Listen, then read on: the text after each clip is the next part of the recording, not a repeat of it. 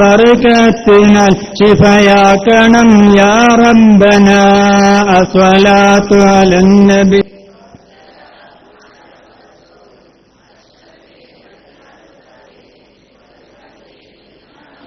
ദാഹം മൗതത് കൂട്ടിടും ഇബ്ലീസ് കൂതിനെ കാട്ടിടും നേരം ലഈനവനാട്ടുവാൻ നബി തങ്ങളാൽ തുണ റബ്ബനാ അസ്സലാത്തു അലൻ നബി.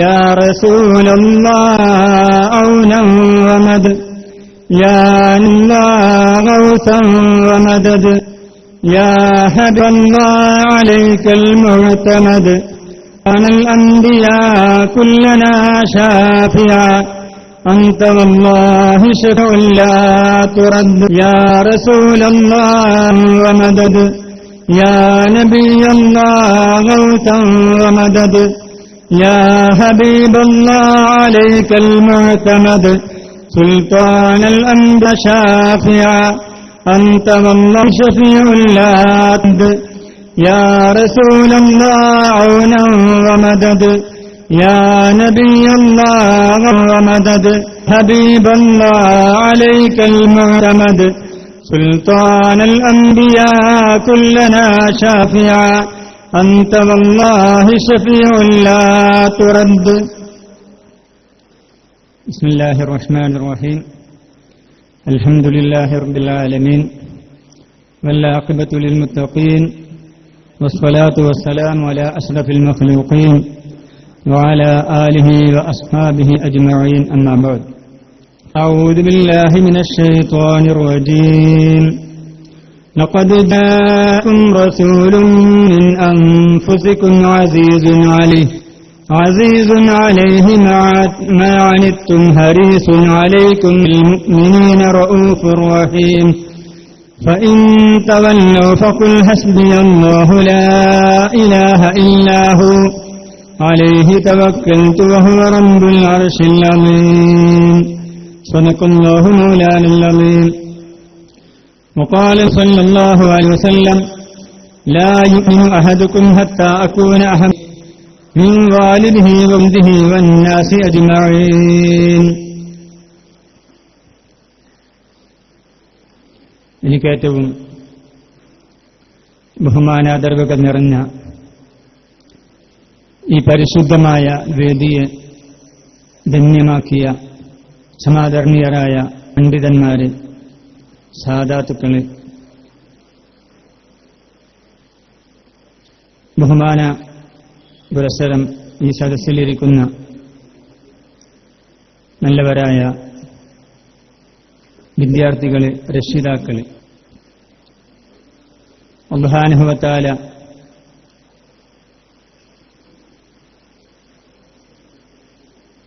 ഈ ലോകത്ത് ഏറ്റവും ഇഷ്ടപ്പെട്ട എന്നല്ല, ഈ ലോകം തന്നെ ഇങ്ങനെ ഉണ്ടാകാൻ കാരണക്കാരനായ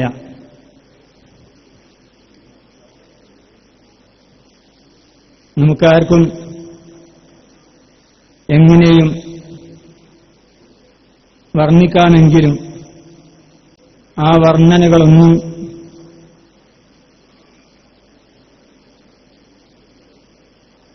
ആഴമേറിയ സമുദ്രത്തിൽ നിന്ന് ഒരു പക്ഷിയുടെ ചുണ്ടിലേക്കെത്തുന്ന ജലം കണക്കെ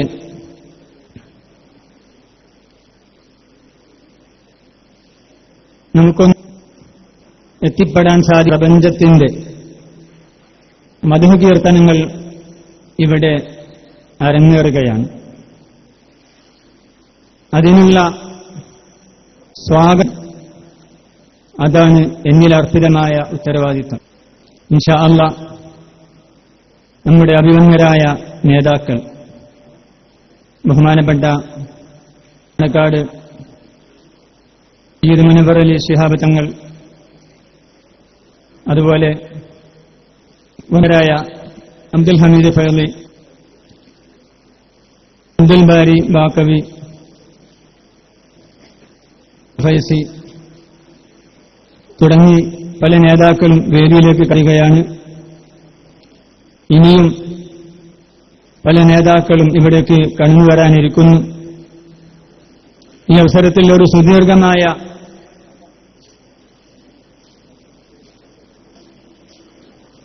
സ്വാഗത ഭാഷണം ഇവിടെ ഉചിതമല്ലാത്തതുകൊണ്ട് വളരെ ചുരുങ്ങിയ വാക്കുകൾ കൊണ്ട് ഞാൻ എന്റെ കർത്തവ്യം നിർവഹിക്കാൻ ശ്രമിക്കുകയാണ്. പ്രമുഖമായി ഈ ചടങ്ങിനോട് ബന്ധപ്പെട്ടുകൊണ്ട് കാര്യം മാത്രം ഇവിടെ സൂചിപ്പിക്കുകയാണ്.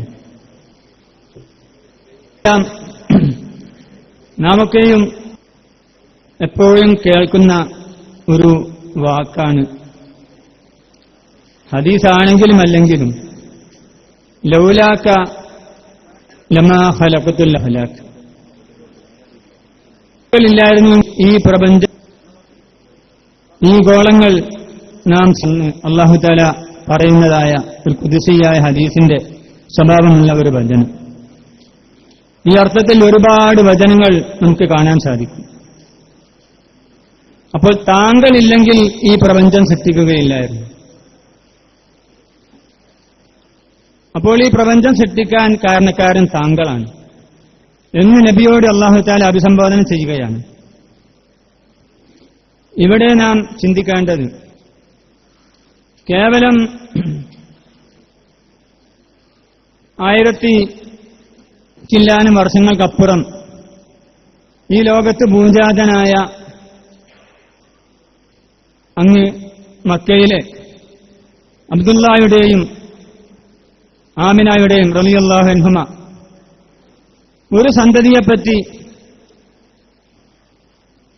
അതിനൊക്കെയോ കോടിക്കണക്കിന് അല്ലെങ്കിൽ ലക്ഷക്കണക്കിന് ഏത് കണക്കിലായാൽ വർഷങ്ങൾക്ക് മുമ്പ് സൃഷ്ടിക്കപ്പെട്ടതിനെപ്പറ്റി പറയുന്നു. ഈ കേവലം 1400 വർഷങ്ങൾക്കിപ്പുറം പടക്കപ്പെട്ട ഒരു ഈ പ്രപഞ്ചം മുഴുവൻ സൃഷ്ടിക്കപ്പെടാൻ കാരണമെന്ന് പറയുന്നു. നാം പ്രവാചകന്റെ വലിപ്പം മനസ്സിലാക്കേണ്ടത്, അല്ലെങ്കിൽ നമുക്ക് മനസ്സിലാവാത്തത് നമുക്ക് മനസ്സിലാക്കാതുകൊണ്ടാണ്. കേവലം 1500 വരക്കപ്പെട്ട ഒരു മനുഷ്യനെ സംബന്ധിച്ച്, ഒരു സൃഷ്ടിയെ സംബന്ധിച്ച് അള്ളാഹു പറയുന്നു, താങ്കളില്ലെങ്കിൽ ഈ പ്രപഞ്ചം ഞാൻ സൃഷ്ടിക്കുകയില്ലായിരുന്നു. പ്രപഞ്ചമാണെങ്കിലോ അതിന് എത്രയോ വർഷങ്ങൾക്ക് മുമ്പ് സൃഷ്ടിക്കപ്പെട്ടതാണ്.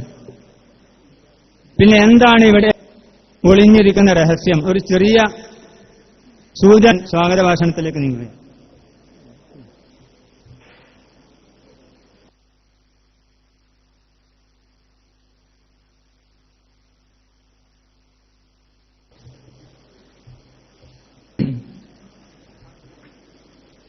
നമുക്കറിയാം, നാം ഒക്കെയും എപ്പോഴും കേൾക്കുന്ന ഒരായത്ത്, മാ ഖലഖതുൽ ജിന്ന വൽ ഇൻസ ഇല്ലാ ലിയഅ്ബുദൂൻ. മനുഷ്യ ഭൂതവർഗങ്ങളെ ഞാൻ സൃഷ്ടിച്ചത് ആരാധിക്കാൻ വേണ്ടിയാണ്. അല്ലാഹു തആല പറയുന്നു, മനുഷ്യരെയും ഭൂതത്തെയും ഞാൻ സൃഷ്ടിച്ചത് എന്നെ ആരാധിക്കാൻ വേണ്ടിയാണ്. നമുക്കറിയാം, ഒരു ഖുദ്സിയായ ഹദീസിൽ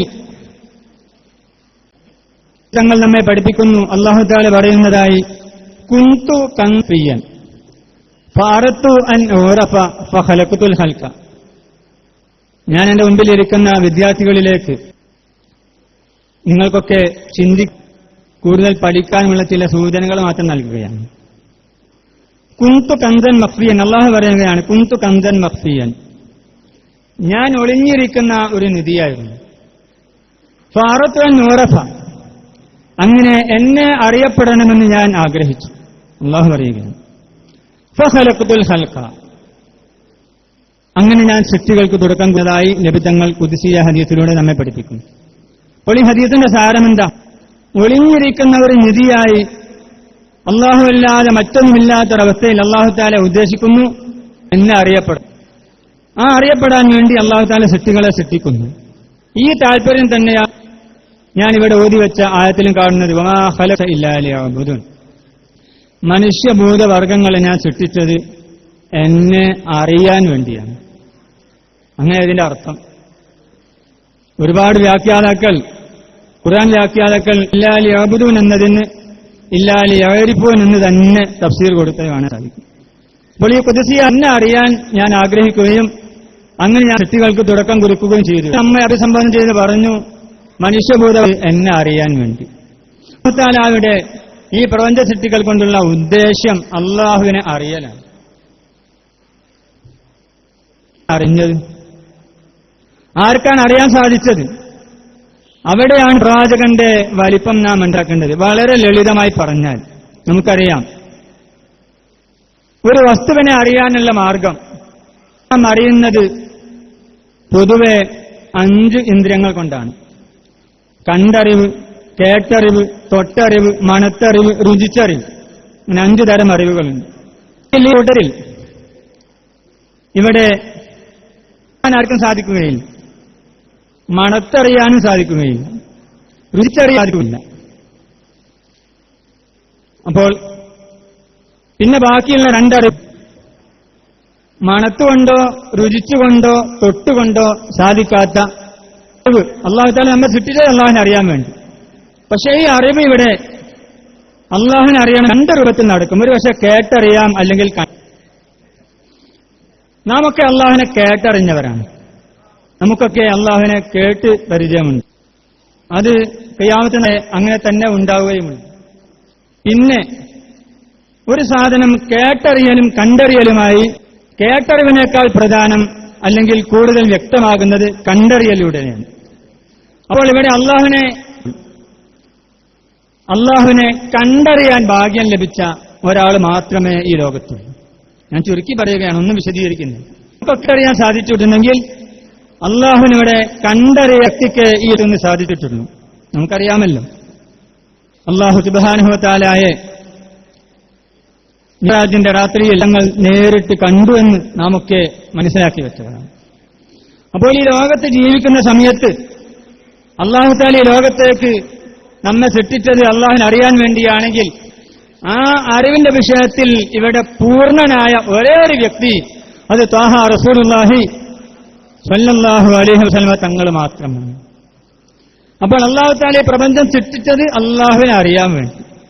ഈ അറിവിന്റെ പൂർണ്ണ രൂപത്തിൽ ഇവിടെ എത്തിച്ചേർന്ന ഒരേ ഒരു വ്യക്തി അത് ത്വാഹ റസൂലുള്ളാഹി സ്വല്ലല്ലാഹു അലൈഹി വസല്ലം തങ്ങൾ മാത്രം. പലരും അള്ളാഹുവിനെ കാണാൻ കൊതിച്ചു. നമുക്കറിയാം, മഹാനായ മൂസാ നബി സലാം, ഞാൻ വിശദീകരിക്കുകയല്ല, ഉസ്താദുമാരിവിടെ വിഷയത്തെ അധികരിച്ചുകൊണ്ട് സംസാരിക്കാൻ കാത്തിരിക്കുകയാണ്. അവർക്കൊക്കെ വേഗം പോകേണ്ടതുള്ളതുകൊണ്ട് ഞാൻ ചുരുക്കുകയാണ്. പക്ഷെ മഹാനായ മൂസാ നബി അലൈഹിസ്സലാം, ഉലിൽ അസ്മുകളിൽപ്പെട്ട മൂസാ നബി അലൈഹിസ്സലാം അള്ളാഹുവിനോട് ചോദിച്ചു, റബ്ബി അരിനി അൻദുർ ഇലൈക്, റബ്ബേ നിന്നെ എനിക്കൊന്ന് കാണിച്ചു തരണം. അൻദുർ ഇലൈക, ഞാനൊന്ന് കാണട്ടെയോ, എനിക്കൊന്ന് കാണിച്ചുതാ. അള്ളാഹുവിന്റെ മറുപടി എന്താ? ഖാല ലൻ തറാനി, അള്ളാഹു പറയുന്നു, എന്നെ കാണാൻ നിന്നെക്കൊണ്ട് സാധിക്കുകയില്ല, എന്നെ കാണാൻ നിന്നെക്കൊണ്ട് സാധിക്കുകയില്ല. ഖാല ലൻ തറാനി. പക്ഷേ അള്ളാഹു തആല മൂസാ നബിയെ സമാധാനിപ്പിക്കാൻ വേണ്ടി പിന്നീട് പറയുന്നു, വലാകിൻ ഇൻദുർ ഇലൽ ജബൽ, നീ ആ തൂരിസിന പർവ്വതത്തിലേക്ക് നോക്കുക. ഫഇസ്തഖറ മകാനഹു ഫസൗഫ തറാനി. ആ മല, അല്ലെങ്കിൽ അവിടെ 2 അർത്ഥമുണ്ട്. ആ മല അവിടെ ഉറച്ചു നിന്നാൽ, അതല്ല, മൂസാ നബി അലൈഹി സ്വലാമിനോട് പറയുന്നു, മൂസാ നബി അവിടെ ഉറച്ചു നിന്നാൽ, മൂസാ നബിയുടെ സ്ഥാനത്ത് മൂസാ നബിക്ക് ഉറച്ചു നിൽക്കാൻ സാധിച്ചാൽ ഫസൗഫ തറാനി, എന്നെ നിനക്ക് കാണാൻ സാധിക്കും. ഇത് ഖുർആനാണ്. പിന്നീട് എന്താ സംഭവിച്ചത്? ഫലമ്മാ തജല്ലാ റബ്ബുഹു ലിൽ ജബൽ ജഅലഹു ദക്കൻ വഖറ മൂസാ സൈഖാ. ആ മലയിലേക്ക് അള്ളാഹുവിന്റെ ഒളിവ് പ്രത്യക്ഷപ്പെട്ടപ്പോഴേക്ക് മൂസാ നബി അലൈഹി സ്വലാം ബോധരഹിത, മല തകർന്ന് തരിപ്പണമാവുകയും ചെയ്തതായി, അല്ലെങ്കിൽ മലയ്ക്ക് ഇളക്കം സംഭവിച്ചതായി ഖുർആൻ പരിശോധിച്ചാൽ നമുക്ക് കാണാൻ സാധിക്കും. അപ്പോൾ പ്രവാചകന്മാരുടെ നേതാക്കന്മാരിൽ ഒരാളായ ഉലിൽ അസ്മുകളിൽപ്പെട്ട മൂസാ നബി അലൈഹിസ്സലാം അള്ളാഹുവിനോട് അങ്ങോട്ട് കാണാൻ താല്പര്യപ്പെടുകയും ചോദിക്കുകയും ഉണ്ടായി. പക്ഷെ അത് സാധിച്ചില്ല. അള്ളാഹു തആല പറയുന്നു, ലൻ തറാനി, എന്നെ കാണാൻ എനിക്കുമല്ല. അപ്പോൾ അള്ളാഹുവിനെ അറിയാൻ ആഗ്രഹിച്ച മൂസാ നബി അലൈഹി സ്വലാമിന് പോലും അറിയാൻ സാധിച്ചിട്ടില്ല എന്നർത്ഥം.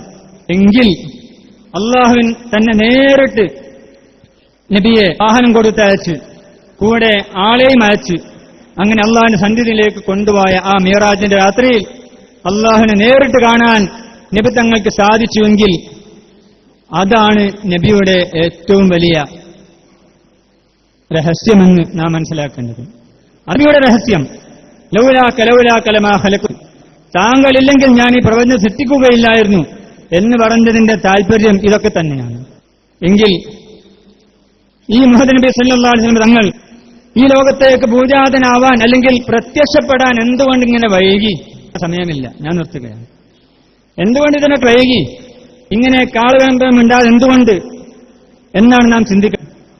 നമുക്കറിയാം, മഹാന്മാരായ നേതാക്കന്മാരൊക്കെ ലളിതമായി അവതരിപ്പിക്കുമ്പോൾ പറയുകയാണ്, നമ്മുടെ മഹാന്മാരായ നേതാക്കന്മാർ ഇവിടെ വരികയാണെങ്കിൽ, നമ്മുടെ സമ്മേളനത്തിൽ വരികയാണെങ്കിൽ, മഹാനായ ഹൈദരി തങ്ങൾ വരുമ്പോൾ, അതല്ലെങ്കിൽ ചെറുഷാദ് വരുമ്പോൾ, അല്ലെങ്കിൽ മറ്റു ആരെങ്കിലും ഇവിടെ വരികയാണെങ്കിൽ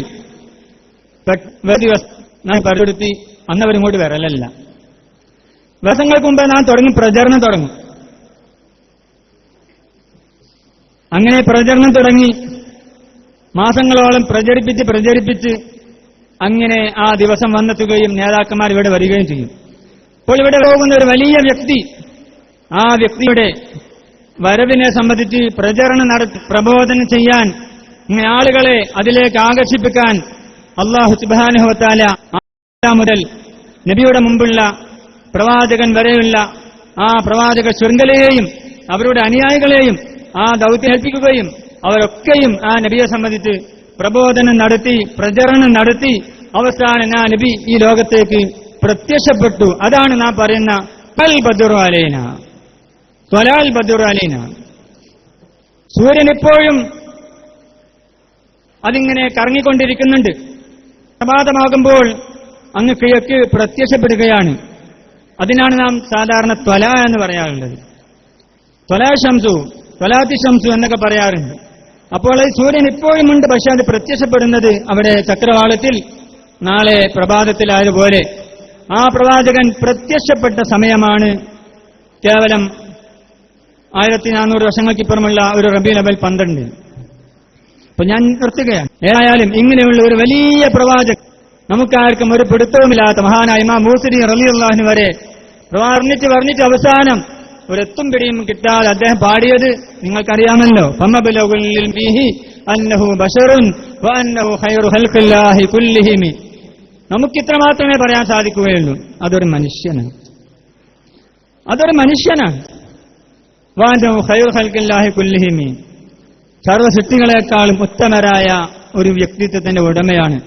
ഇങ്ങനെ പറഞ്ഞ് ഇമാം ബൂസരി റളിയല്ലാഹു അൻഹു മതിയാക്കിയ ആ വ്യക്തിത്വത്തെ ഇവിടെ വർണ്ണിക്കാൻ നമുക്കൊന്നും സാധ്യമല്ല. പക്ഷെ ബർക്കത്തെടുക്കാൻ വേണ്ടി മാത്രം നാം ഒക്കെ റബീഉൽ അവ്വൽ മാസത്തിലും അല്ലാത്തപ്പോൾ ഇമാം പ്രവാചകനെ വാഴ്ത്തിക്കൊണ്ടിരിക്കുന്നു, വർണ്ണിച്ചുകൊണ്ടിരിക്കുന്നു, കുറെയൊക്കെ നാം ജീവിതത്തിൽ പകർത്താൻ തെരഞ്ഞെടുത്തുകൊണ്ടിരിക്കുന്നു എന്ന് മാത്രം. അല്ലാഹു സുബ്ഹാനഹു വ തആല ആ പ്രവാചകന്റെ ശഫാഅത്ത് ലഭിക്കുന്ന കൂട്ടത്തിൽ നമ്മെ എല്ലാവരെയും ഉൾപ്പെടുത്തുമാറാവട്ടെ. അവിടുത്തെ തീർക്കൈ കൊണ്ട് ഹൗലുൽ കൗസർ വാങ്ങിക്കൊടുക്കുവാൻ അല്ലാഹു സുബ്ഹാനഹു വ തആല നമുക്ക് ഭാഗ്യം നൽകുമാറാവട്ടെ. ആമീൻ പ്രാർത്ഥിച്ചുകൊണ്ട് ഞാൻ എന്റെ കർത്തവ്യത്തിലേക്ക് കടക്കുകയാണ്.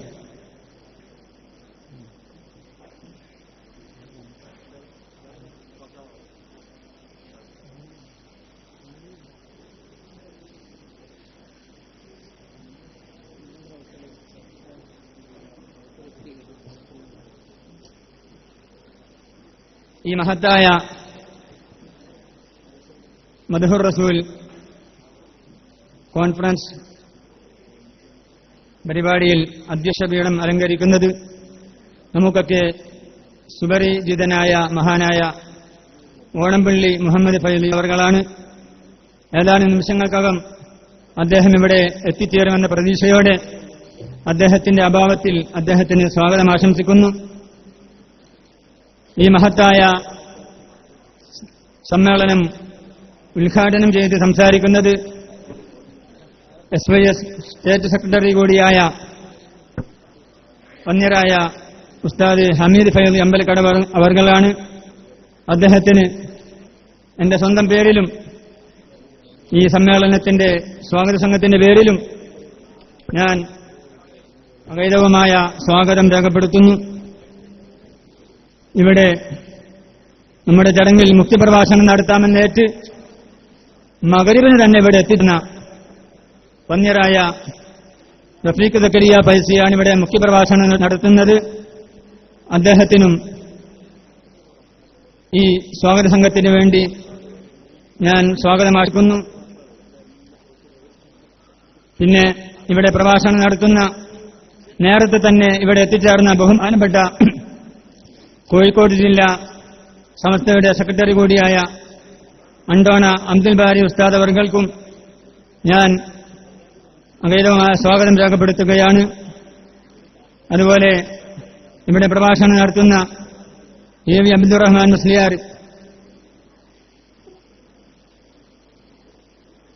നമ്മുടെ ഈ സ്ഥാപനത്തിന്റെ ശില്പിയുടെ പൊന്നമന പുത്രൻ കൂടിയായ ഈ സ്ഥാപനത്തിന്റെ ജോയിന്റ് സെക്രട്ടറി തഖിയുദ്ദീൻ ഹൈത്തമി അവർകളും ഇവിടെ സ്വാഗത ഭാഷണം ഇവിടെ പ്രസംഗിക്കുന്നുണ്ട്. പിന്നീട് ഷംസുദ്ദീൻ മുസ്ലിയാർ കാസർഗോഡ്,